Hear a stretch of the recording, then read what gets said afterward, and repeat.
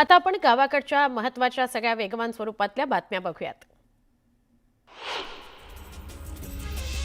परभणीमध्ये आंबेडकरी जनसमुदायाने रास्ता रोको आंदोलन केलं। संविधान विटंबना करणाऱ्यांवर 1 वर्ष उलटलं तरी कारवाई न केल्याने संताप व्यक्त करण्यात आला। यावेळी प्रशासनाच्या विरोधात जोरदार घोषणाबाजी करण्यात आली।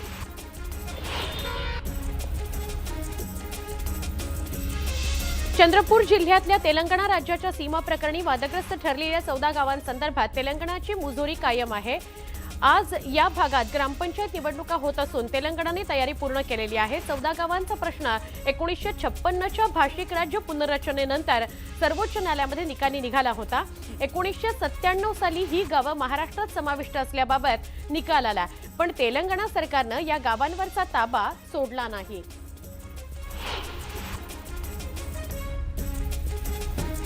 पुढच्या बातमीकडे वळूया। पुढची बातमी आहे धुळ्याची। धुळ्यामध्ये पतंग उडवताना 3ऱ्या मजल्यावरून पडल्याने एका 6वीतल्या विद्यार्थ्याचा दुर्दैवी मृत्यू झाला। धुळे जिल्ह्यातील कापडणे गावामध्ये बांधकाम सुरू असलेल्या इमारतीवरून पतंग उडवत असताना या मुलाचा तोल गेला आणि ही घटना घडली आहे। मुलाच्या मृत्यूमुळे कुटुंबियांवर दुःखाचा डोंगर कोसळलेला आहे।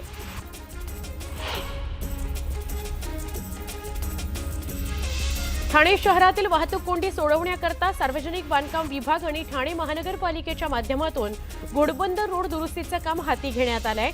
12 डिसेंबर पासून 14 डिसेंबर दरम्यान हे काम पूर्ण करण्यात येणार आहे। त्यामुळे घोडबंदर रोड अवजड वाहनांकरता 3 दिवस बंद राहणार आहे।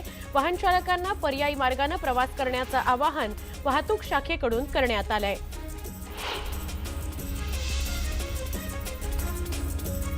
बीडच्या माजलगाव तालुक्यामध्ये रेशनच्या धान्यात किडे अळ्या सापडलेला आहे। असलं निकृष्ट दर्जाचं धान्य कसं खाणार असा सवाल नागरिकांनी उपस्थित केलाय। माजलगाव इथल्या पुरवठा विभागांतर्गत माजलगाव इथं 40,000 धान्याच्या पोत्या देण्यात आल्या होत्या।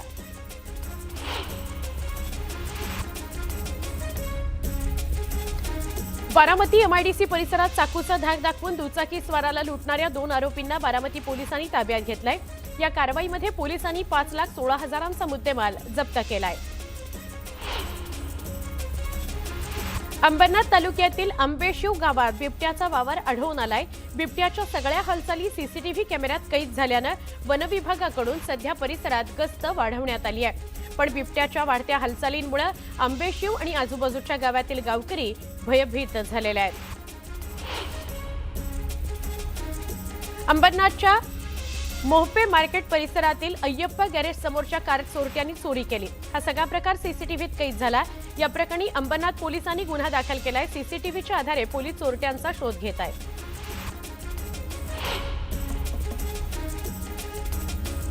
वसईतील वालीव इथल्या अंबिका ज्वेलर्स दुकानात दिवसाढवळ्या घुसून दुकानदारावर चाकूने प्राणघातक हल्ला करणाऱ्या आरोपींना गुन्हे शाखा 4च्या पथकाने नाशिकमधून ताब्यात घेतलं।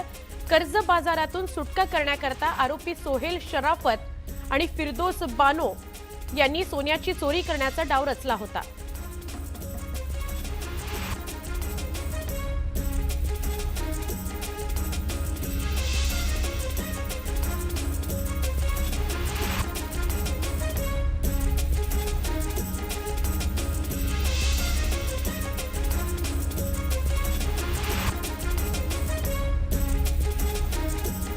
बातमी वाशिमची। वाशिमच्या नगरपरिषदेच्या निवडणुकीचा उमेदवारी अर्ज मागे घेण्याच्या शेवटच्या दिवशी नगराध्यक्ष पदाकरता एकही उमेदवाराने अर्ज मागे घेतला नाही आणि 8 उमेदवार निवडणुकीच्या रिंगणात त्यामुळे असणार आहेत। वाशिम नगरपरिषद निवडणुकीमध्ये बहुरंगी सामना बघायला मिळतोय।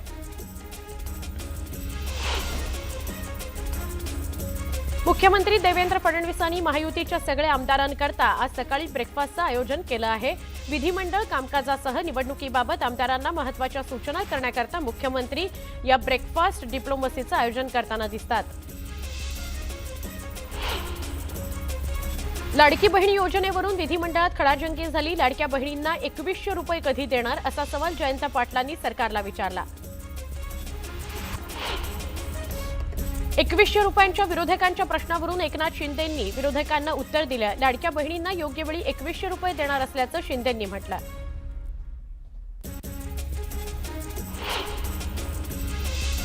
पुण्यातील मुंढवा जमीन गैरव्यवहार प्रकरणात एफआयआरमध्ये पार्थ पवारचं नाव का नाही? मुंबई उच्च न्यायालयाने राज्य सरकारला सवाल केला, तर याचा तपास सुरू असल्याची भूमिका पुणे पोलिसांनी मांडली। पुण्यातील मुंढवा जमीन गैरव्यवहार प्रकरणामध्ये कुणालाही सोडणार नाही असं मुख्यमंत्री देवेंद्र फडणवीस म्हणाले. कोर्टात योग्य उत्तर सादर करणार असंही ते म्हणाले. पुण्यातील भोसरी जमीन गैरव्यवहार प्रकरणामध्ये एकनाथ खडसेंना हायकोर्टाने चपराक लगावली आहे. खडसे, त्यांची पत्नी आणि जावयाविरोधात आरोप निश्चित करण्याचे आदेश हायकोर्टाने दिले आहेत.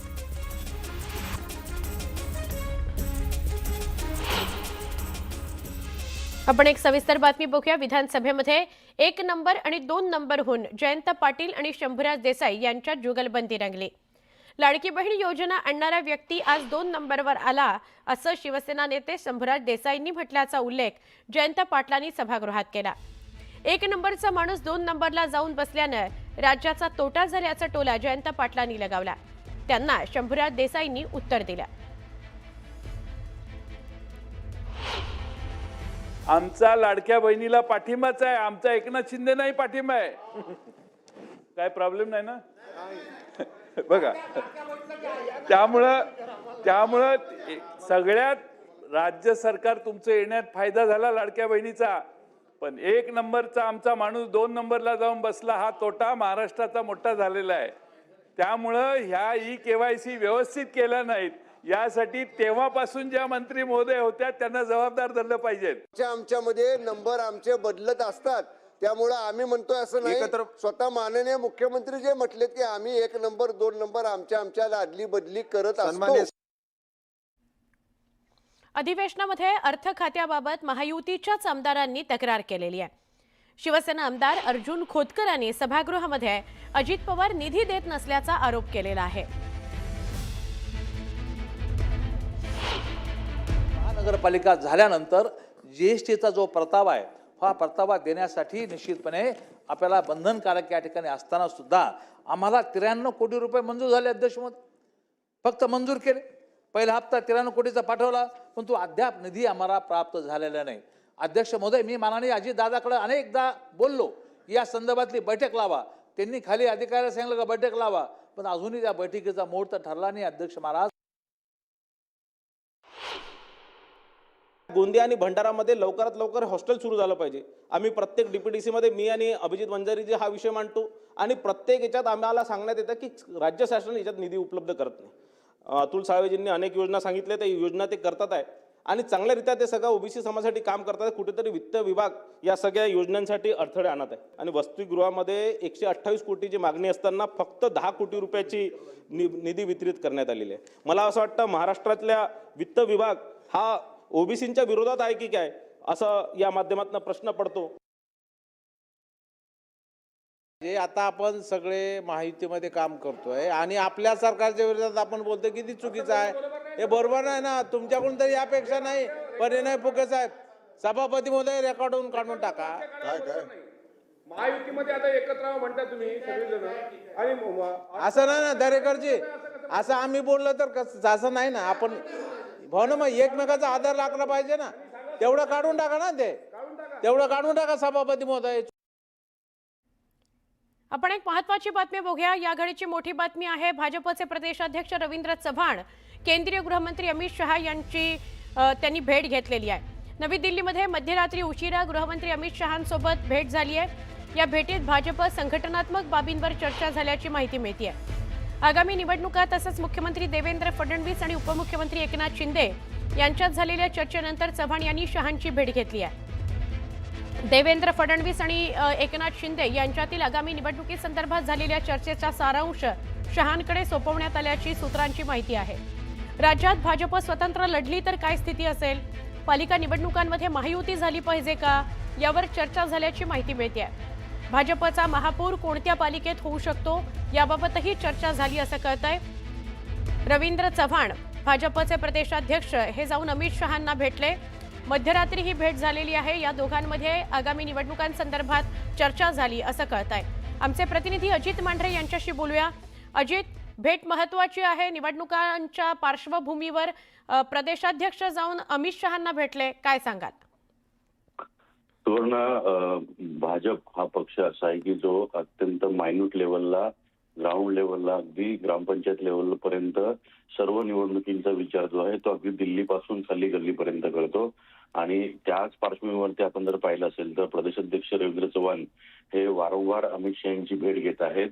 नगर परिषद निवडणुकीच्या आधी म्हणजेच राज्यभरात ज्या काही 20 ते 22 ते 24 ज्या नगर परिषद निवडणुका होत्या यांच्या निवडणुका होत्या त्यामुळे त्यांनी भेट घेतली होती अमित शहाची. आणि त्याचबरोबर आता 29 अशा महानगरपालिका आहेत ज्या संपूर्ण राज्याचं नेतृत्व करतात. तर त्या महानगरपालिकांमध्ये महायुतीची सध्या परिस्थिती काय आहे, महायुतीमधले जर स्वतंत्र आपण लढलो भाजप म्हणून तर आपली काय ताकद आहे, आपले कोणत्या मनपावरती आपला महापौर बसू शकतो किंवा जर आपण युती केली तर आपली कुठे कुठे सत्ता येऊ शकते, या सर्वांचा सारांश एक अहवाल जो आहे तो तयार करून रवींद्र चव्हाण यांनी केंद्रीय मंत्री अमित शहा यांना दिलेला आहे. त्याचबरोबरीनं देवेंद्र फडणवीस आणि एकनाथ शिंदे यांच्यात जी महत्वपूर्ण बैठक झाली होती, या बैठकीमध्ये राज्यातील काही मोठे प्रकल्प आणि त्याचबरोबरीनं विशेष करून राज्यातल्या आगामी मनपा निवडणुका ज्या आहेत या संदर्भातला मोठा निर्णय आणि मोठ्या ज्या गोष्टी चर्चा ज्या आहेत त्या झाल्या होत्या. तर त्या सगळ्या चर्चा ज्या आहेत त्यांचा देखील एक सारांश अहवाल जो आहे तो घेऊन रवींद्र चव्हाण यांनी अमित शहा यांना दिलेला आहे आणि चर्चा करून आगामी महानगरपालिका निवडणुकीमध्ये भाजप आणि महायुती ही कशी सरस ठरेल याकरता मार्गदर्शन करावं अशा पद्धतीचं त्यांनी त्या ठिकाणी चर्चा करून त्यांच्याशी बोलून ही सगळी बैठक जी आहे ती झालेली आहे. बर धन्यवाद अजित, आपण सविस्तर माहिती दिली त्याबद्दल.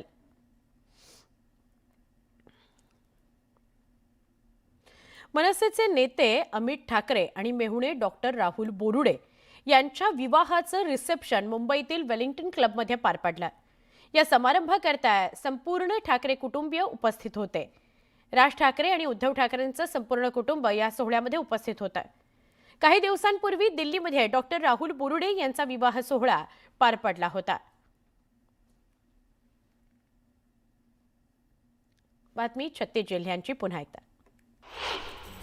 राहुल गांधींनी निवडणूक आयोगावर केलेले आरोप खोटे असल्याचं अमित शहांनी म्हटलंय.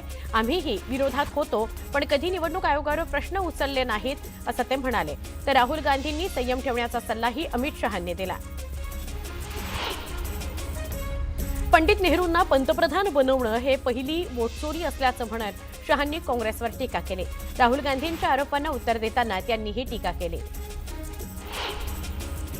सोनिया गांधी या भारताच्या नागरिक बनण्याआधी मतदार बनल्याचं शहांनी म्हटलंय. तर विरोधक भारताची प्रतिमा खराब करत असल्याचंही ते म्हणाले. आंबेगावच्या मनसरमधून वनविभागानं 2 बिबट्यांना जेरबंद केलं. त्यामुळे मनसर परिसरातील नागरिकांनी सुटकेचा श्वास घेतला. बिबट्याच्या वावरामुळे नागरिकांमध्ये थोडी भीती होती. अंबरनाथ नगर परिषदेच्या निवडणुकीकरता 2 डिसेंबरला होणारं मतदान पुढे ढकलण्यात आलंय. आता ते 20 तारखेला पार पडणार आहे. मतदानाची तारीख पुढे गेल्यानंतर त्याच अनुषंगाने शिवसेना पक्षानं शहरात लावलेल्या बॅनरची मोठी चर्चा आहे. तारीख बदलली, निर्णय मात्र तोच, अशा आशयाचा बॅनर शिवसेनेकडून शहरात ठिकठिकाणी लावण्यात आलाय. जायकवाडी धरण क्षेत्रातील अतिक्रमणावर कारवाईची गती वाढली आहे. पुढील आठवड्यामध्ये पूर्ण अतिक्रमणं काढली जाणार आहेत. इथली अतिक्रमणं काढली जाणार असल्यानं या वसाहतीमधील शेकडो विद्यार्थ्यांचं शैक्षणिक नुकसान होणार आहे. तर ही वसाहत इतिहास जमा होणार आहे.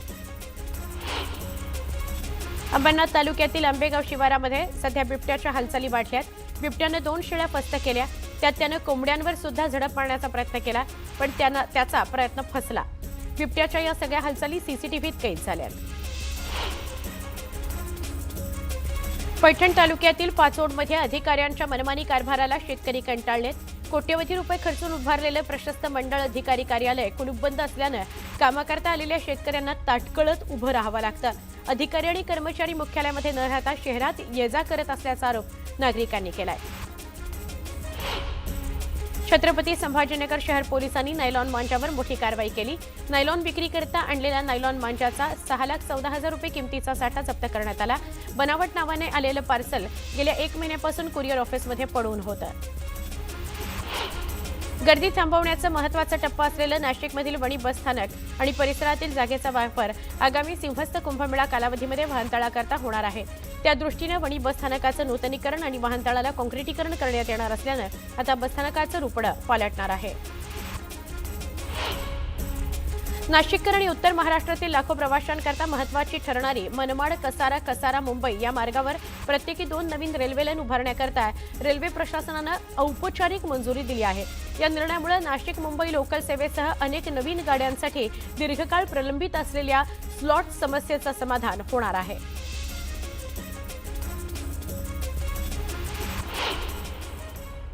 आता आपण एक मोठी बातमी बघूया. विधान परिषदेचे माजी विरोधी पक्षनेते अंबादास दानवे, उबाठाचे अंबादास दानवे यांनी शिवसेनेच्या आमदार महेंद्र दळवींवर आरोप केला आणि या आरोपांनंतर आता शेकापच्या राज्य प्रवक्त्या चित्रलेखा पाटील यांनी कॅश बॉम्ब फोडलाय. चित्रलेखा पाटील यांनी शिवसेना आमदार भरत गोगावले यांच्या मोठ्या रकमेच्या व्यवहाराचा व्हिडिओ दाखवत खळबळ उडवून दिलेली आहे. चित्रलेखा पाटील यांनी महेंद्र दळवी आणि भारत गोगावले यांच्या आरोपांच्या फैरी त्यांच्यावर डागलेल्या आहेत. भरत गोगावले यांनी हे सगळे आरोप फेटाळून लावलेले आहेत. मंत्री भरत गोगावले यांच्यावर आरोप करण्यात आलाय. शेकापच्या चित्रलेखा पाटील यांनी भरत गोगावले यांच्यावर एक कॅश बॉम्ब फोडलाय.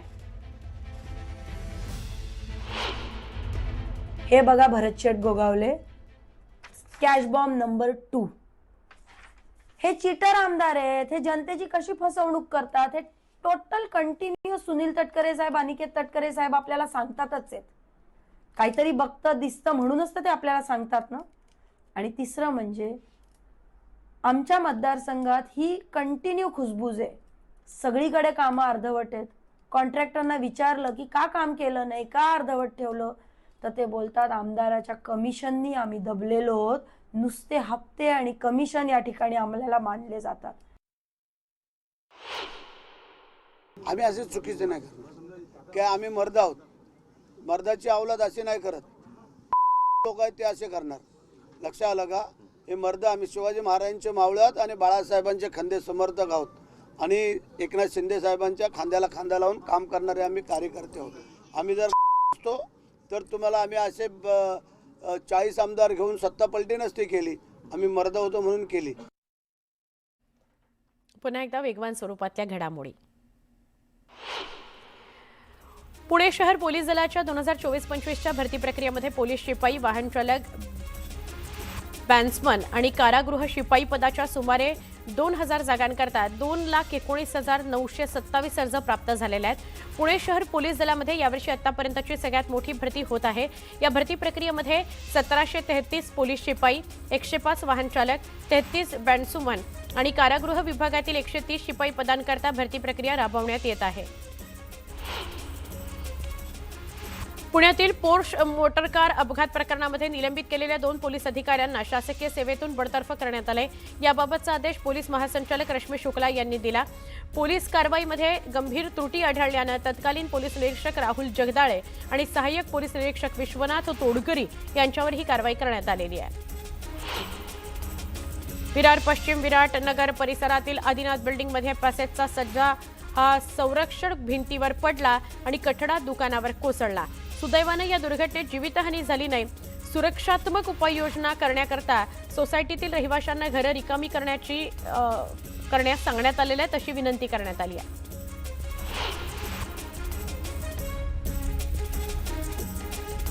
नाशिकच्या कॉलेज रोड परिसरातील एका वडापावच्या दुकानाला भीषण आग लागली.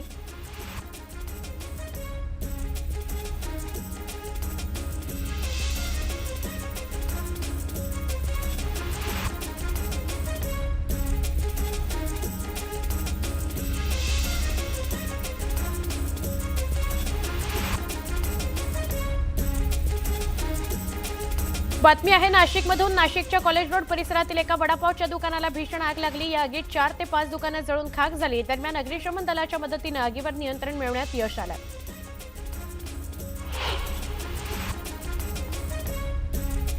लातूर जिल्ह्यातील उदगीर बीदर या रोडवरील रिलायन्स पेट्रोल पंपाजवळ मालवाहू ट्रकला रात्रीच्या दरम्यान अचानक आग लागली.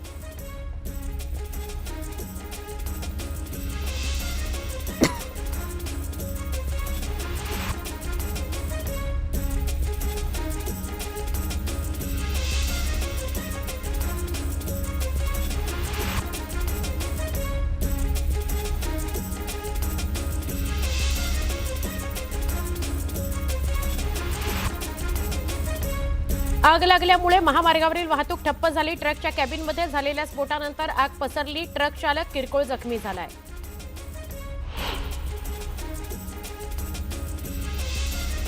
छत्रपती संभाजीनगरमधल्या फुलंब्री नगरपंचायतीच्या निवडणुकीकरता बुधवारी अर्ज मागे घेण्याच्या शेवटच्या दिवशी एका अपक्ष उमेदवारानं अर्ज मागे घेतल्यानं नगरसेवक पदासाठीच्या 17 जागांकरता एकूण 54 तर नगराध्यक्ष पदाकरता 3 असे एकूण 57 उमेदवार रिंगणात आहेत. 20 डिसेंबरला मतदान होणार आहे.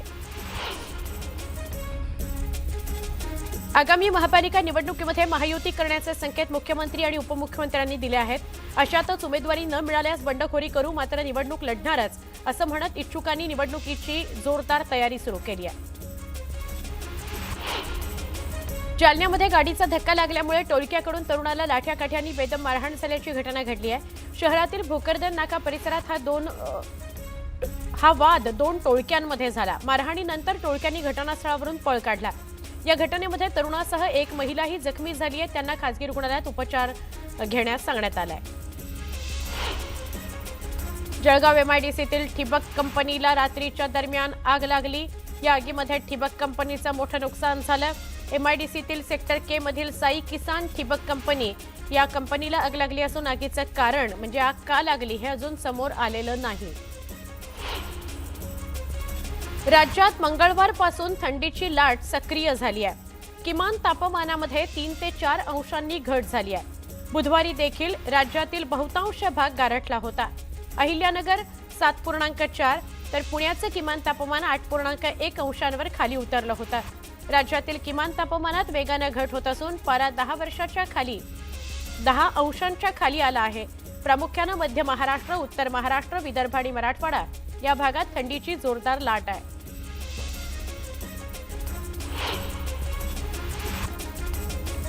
मतदानाच्या दिवशी सुट्टी देण्यावरून बीपीएल प्रशासन आणि कामगारांमध्ये तणावाचं वातावरण निर्माण झालं. नोंदणीकृत कामगारांना बीपीसीएलनं प्रवेश दिला मात्र त्यांना बसवून ठेवलं. जिल्हाधिकाऱ्यांचे लेखी आदेश प्राप्त झाल्यानंतरच कामगारांच्या हाताला काम दिलं जाईल अशी भूमिका बीपीसीएलनं घेतली. दरम्यान याबाबत आता विधिमंडळामध्ये आमदार अनिल पाटील यांनी प्रश्न उपस्थित केला. सोलापूर जिल्ह्यातील नुकसानग्रस्त 20,000 शेतकऱ्यांकरता सरकारनं 57 कोटींचा निधी मंजूर केलाय. ऑगस्ट आणि सप्टेंबर महिन्यातील महापुरामुळे शेतकऱ्यांना मोठा फटका बसला होता. धाराशिव जिल्ह्यामध्ये ऊसाची लागवड आणि रब्बीची पेरणी मोठ्या प्रमाणात सुरू झाली आहे. अशातच पिकांना रासायनिक खतं देण्याची वेळ असताना धाराशिवमध्ये युरियाचा कृत्रिम तुटवडा निर्माण करण्याची माहिती समोर आली आहे.